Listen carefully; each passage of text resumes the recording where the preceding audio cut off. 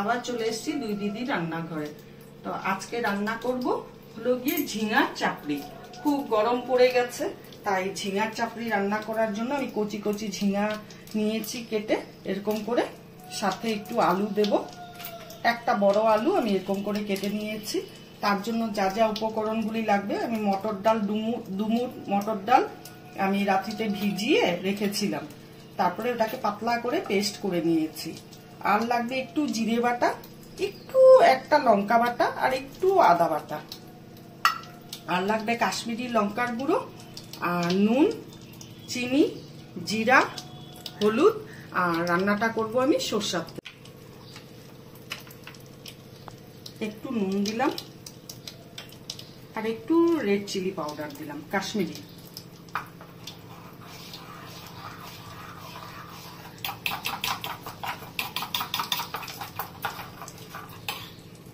একটু জল অ্যাড করব। এখন আমি প্যানে তেল দিয়ে দিচ্ছি।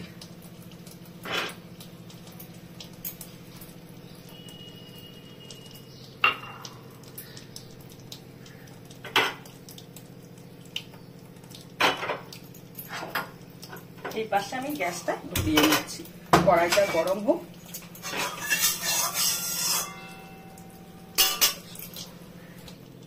তেলটা গরম হয়ে গেছে, পুরো ধুয়ো উঠছে তেল দিয়ে। এখন আমি ডাল বাটাটা এরকম এই ঠিকটা রাখবেন, ঠিক ছেড়ে দিব।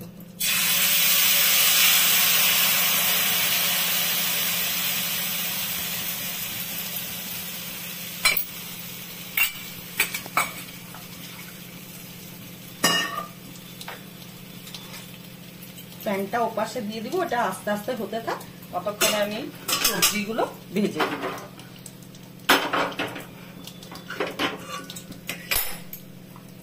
কড়াইটা গরম হয়ে গেছে, এখন আমি তেল দিয়ে দিচ্ছি। খুব গরম পড়ে গেছে বন্ধুরা, এখন এই গরমে লাউ, ঝিঙা, পটল, পেঁপে এগুলো খেতেই লাগবে। বেশি রিচ খাওয়া যাবে না, প্রচন্ড গরম।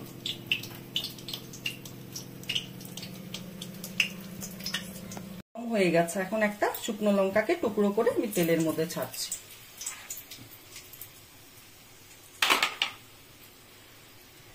আর ফোড়নে গোটা জিরা দিব।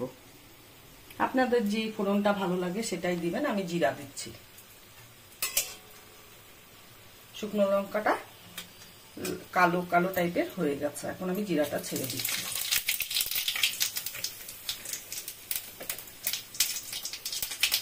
আলুটা ছেড়ে দিচ্ছি।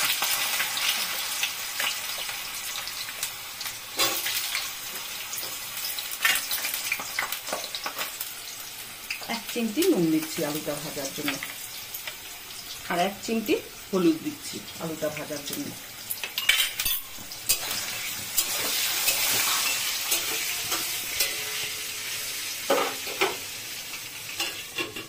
একটু ঢাকনা দিয়ে দিলাম।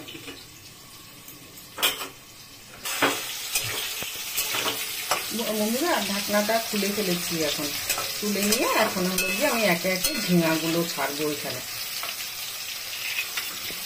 আলুটা 50% ভাজা হয়ে গেছে, এখন আমি ঝিঙাটা দিচ্ছি।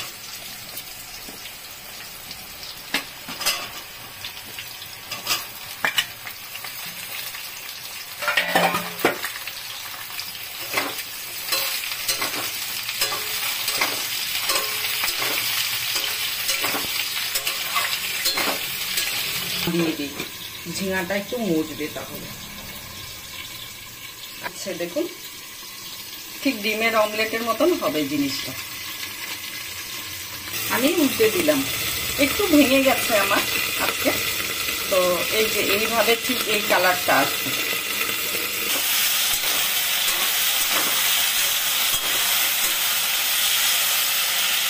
হলুদ অ্যাড করবো, খুব সামান্য হলুদ, বেশি হলুদ লাগবে না এই রান্নাটা। আর দেবো হলো গিয়ে নুন, স্বাদ অনুসারে যার যার বাড়িতে যেমন নুন খায় তেমনই দিবেন। আমি এতটা দিচ্ছি, হাফ চামচ। আর একটু কাশ্মীরি লঙ্কার গুঁড়ো দিচ্ছি কালারের জন্য। আমি খুব কম অল্প মশলায় রান্না করি, আমার বাড়িতে বেশি মশলা বা ঝাল চলে না। মশলাটার মধ্যে আমি জল দিয়ে গুলে নিচ্ছি। ঝিঙা আলুটা নুন হলুদ দিয়ে ভাজা হয়ে গেছে দেখুন, এখন তেলও ছেড়ে দিয়েছে। এখন আমি এই মশলাটা অ্যাড করছি।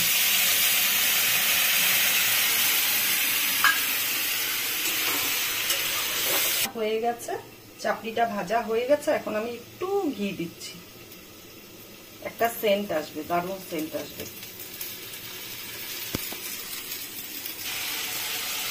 দেখুন বন্ধুরা, তেল ছেড়ে দিয়েছে। একটু তেলটা বেশি দিয়েছি এই রান্নাটার মধ্যে। তেল দিলে একটু ভালো লাগে। মশলাও দিচ্ছি না, আবার যদি তেলও না দিই তাহলে ভালো লাগবে না, টেস্ট আসবে না তরকারিটা। এখন আমি জল অ্যাড করব।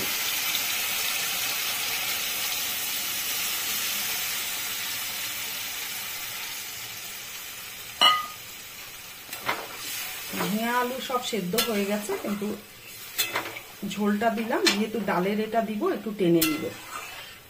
অনুসারে আমি চিনি দিচ্ছি, আর একটা লঙ্কা ভেঙে দিচ্ছি। ঝোলটা ফুটুক, তারপরে আবার পরে ফিরে আসছি। চাকু দিয়ে এভাবে আমি পিস পিস করে নিচ্ছি। হাত দিয়েও ছেঁড়া যায়, গরম তো, তাই একটু চাকু দিয়ে করে নিচ্ছি।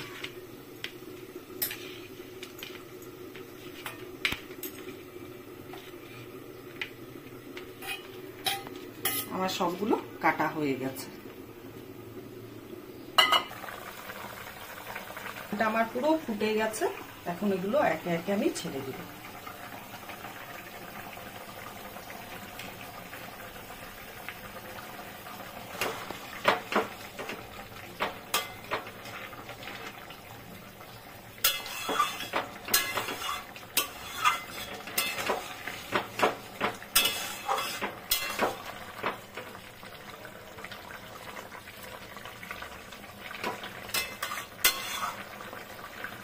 রান্নাটা আমার শেষ প্রায়।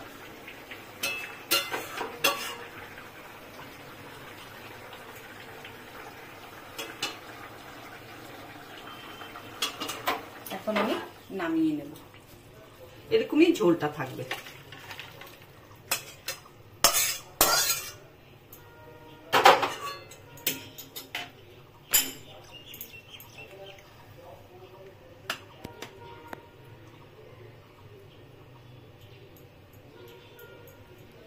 কেমন লাগলো রান্নাটা আমাকে জানাবেন, আর আপনারা পাশে থাকবেন।